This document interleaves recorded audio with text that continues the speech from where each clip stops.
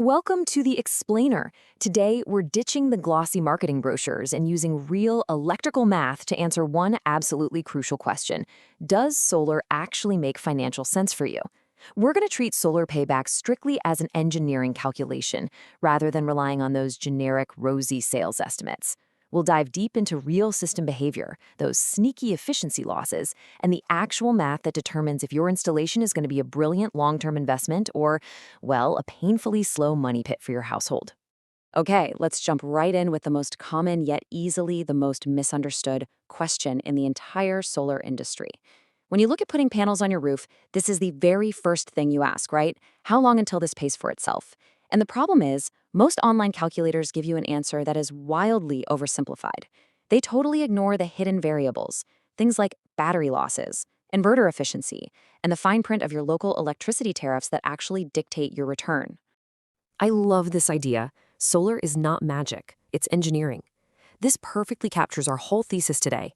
If your underlying math is wrong, your economics will be completely wrong too. You really can't just slap panels on a roof, cross your fingers, and expect maximum financial returns.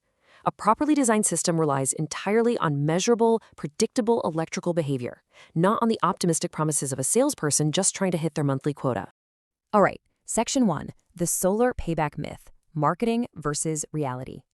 Marketing estimates love to pretend you live in this magical, pristine world with perfect sunshine, absolutely zero dust, and constant grid prices forever.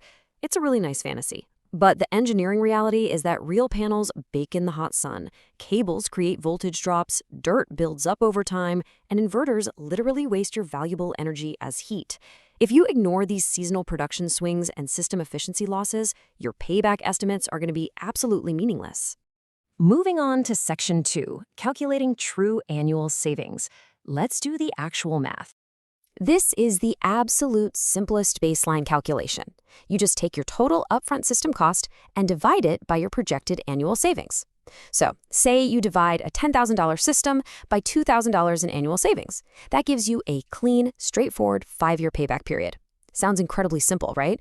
But calculating that true annual savings number requires us to factor in a complex web of real-world variables that completely warps this basic math. Real systems are just never this clean. Here's the catch. Installing 5 kilowatts of panels doesn't actually mean you receive 5 kilowatts continuously. Those panel ratings you see on the glossy spec sheets, those are measured under STC, or standard test conditions. These are highly controlled laboratory conditions.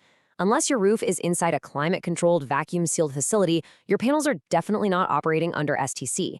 In the blazing summer heat, the temperature of those panels spikes, which actually forces the voltage to drop. And reduced voltage means reduced power output, which directly slows down your financial payback. To find your real savings, it's a precise 3-step equation. First, you calculate your raw array power. Second, you multiply that number by your actual usable peak sun hours based on your specific geographic location. And third, and this is the step everyone seems to miss, you must factor in the brutal reality of efficiency losses. It's not just about the sun hitting the silicon, it's about how much of that captured energy actually survives the journey through your cables and inverter to finally reach your home's electrical panel. Which brings us to Section 3, real-world efficiency losses. Let's go track down that missing energy. Think of every single component in your solar setup as a tiny toll booth, stealing just a little bit of power. You've got MPPT conversion losses, which is basically the system's computer trying to actively optimize your panel voltage, plus DC cable resistance causing drag, and the heat constantly radiating off your inverter. What this means in practice is that a theoretical 20 kilowatt-hour system might only deliver 16 or 17 usable kilowatt-hours of energy to your home. That missing 3 or 4 kilowatt-hours a day, that completely changes your long-term economic model. A standard grid-tied system without batteries is fairly efficient, generally operating somewhere between 75 and 90%. But the exact moment you introduce batteries to the mix, you get hit with round-trip efficiency losses from the chemical process of charging and discharging. Battery systems contract to a 60% low-end efficiency figure, and that number is going to become very important in a moment when we talk about your true return on investment. Now, to get your annual savings, we take your daily energy offset, multiply it by 365 days, and then multiply that by your local electricity tariff. And honestly, this changes everything. If grid electricity is cheap where you live, your payback is going to be agonizingly slow no matter how amazing your equipment is. But But in regions with high utility tariffs, the exact same system becomes a cash printing machine. It really proves why two identical houses can have vastly different economics based entirely on where they're built. Okay, Section 4, the battery cost paradox. Let's see if they actually save you money. So here's a major plot twist that shatters a very common solar assumption. Batteries often extend your payback period. People generally assume adding batteries automatically increases their financial savings. But while batteries absolutely grant you peace of mind and energy independence during an outage, their massive upfront capital cost, combined with the chemical efficiency losses we just talked about, usually weighs down your ROI heavily. In most residential cases, a simple grid-tied system will almost always beat a heavily reliant battery system to the payback finish line. We also have to be completely honest about replacement timelines. If you buy a cheap battery and cycle it to death by draining it to zero every single night, or if it just sits cooking in a hot garage without proper thermal management, it is absolutely going to fail prematurely. And if you're forced to buy the system twice because you opted for cheap, unreliable hardware upfront, your economic model totally collapses. Buying low-quality gear will absolutely destroy your long-term savings. Ask yourself, when are you running your heavy appliances? Do you run things like the AC and water pumps during the day? Or are you just blindly exporting your generation out to the grid for pennies on the dollar? Solar power is vastly more financially valuable when that energy is consumed directly by your home the exact moment it's produced. Shifting your consumption to the daytime equals a significantly faster payback. People often think bigger is always better in solar, but oversized equipment naturally has higher idle draws. It literally acts like a vacuum, sucking money straight out of the house, burning through your cash just sitting there on the wall, waiting for massive loads that never actually come.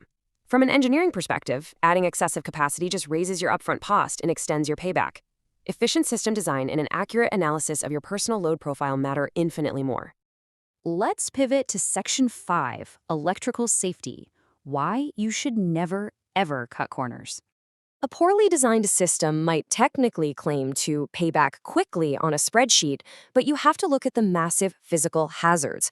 We're talking about undersized wiring causing literal sparks, cheap DC breakers smoking under continuous load, or swollen, unventilated batteries at severe risk of thermal runaway. Undersized conductors create dangerous heat. Never bypass proper fuses or skimp on safety features just to artificially reduce your installation costs and make the math look better. A dangerous, low-cost system is never actually cheap once you introduce the very real, devastating risk of a house fire. If an overloaded breaker fails or a cheap inverter catches fire, all those years of careful spreadsheet modeling and projected savings go up in smoke in about 5 minutes. Financial savings should never override electrical safety. The economics of solar only matter if the building is still standing to enjoy the free power, right? If you're ever doing basic maintenance, hunting down efficiency losses, or checking connections, never touch anything without following a strict isolation protocol, like an actual checklist. 1. Physically isolate the PV input. 2. Disconnect the battery bank. And 3. Isolate the AC output. Use properly rated breakers, ensure you torque your terminals to the correct specs, and always verify polarity. Safe, meticulous engineering is the ultimate foundation that protects your long-term investment.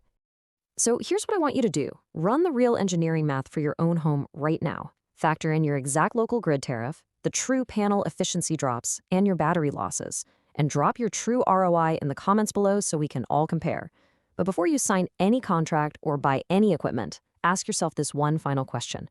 Are you investing in a properly engineered power plant for your home, or are you just buying a very expensive marketing brochure? Thanks for joining us for this explainer. Doing the math, stay safe, and think like an engineer.